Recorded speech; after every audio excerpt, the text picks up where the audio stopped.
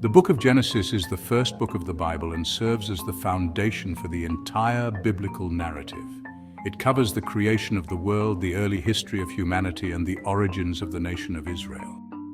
The story of Noah is a significant narrative in the Bible, found in Genesis chapters 6 through 9. It tells of a time when humanity had become exceedingly wicked, prompting God to cleanse the earth with a great flood.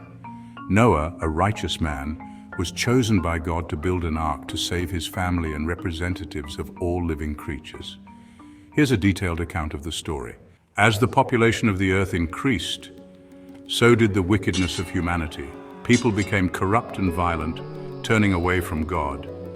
Genesis 6 verse 5 describes how every inclination of the thoughts of the human heart was only evil all the time. This widespread sin grieved God, and he decided to destroy all living things that he had created. Amidst the corruption, there was one man who found favor in the eyes of the Lord, Noah.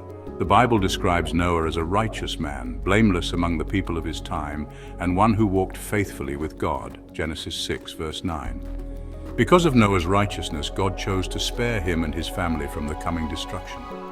God revealed his plan to Noah, telling him that he would bring a flood to destroy all life on earth. However, God provided a way of salvation for Noah, his family, and the animals. He instructed Noah to build an ark, a large, seaworthy vessel. God gave specific instructions for the construction of the ark. It was to be made of gopher wood, often translated as cypress or cedar, and coated with pitch inside and out to make it waterproof. The ark was to be 300 cubits long, 50 cubits wide, and 30 cubits high, which is approximately 450 feet long, 75 feet wide, and 45 feet high. It was to have 3 decks, a door in its side, and a roof with a window. God instructed Noah to bring into the ark pairs of every living creature, male and female, to keep them alive during the flood. These included 2 of each kind, male and female. Pairs of clean animals, 7 pairs of each kind, possibly because these animals would later be used for sacrifices. In addition to the animals, Noah was to gather enough food to sustain his family and the animals during their time on the ark. Noah, his wife, their 3 sons, Shem, Ham, and Japheth, and their wives entered the ark along with the animals as God had commanded. When everything was ready, God shut the door of the ark and the flood began. It rained for 40 days and 40 nights, and the springs of the great deep burst forth. The waters rose, covering even the highest mountains by more than 15 cubits, which is about 22 feet. The destruction, every living thing that was not on the ark, perished in the flood. The earth was completely covered with water, and the flood waters remained on the earth for 150 days.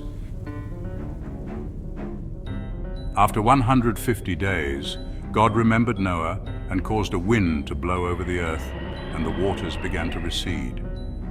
The ark came to rest on the mountains of Ararat. After several months, the tops of the mountains became visible.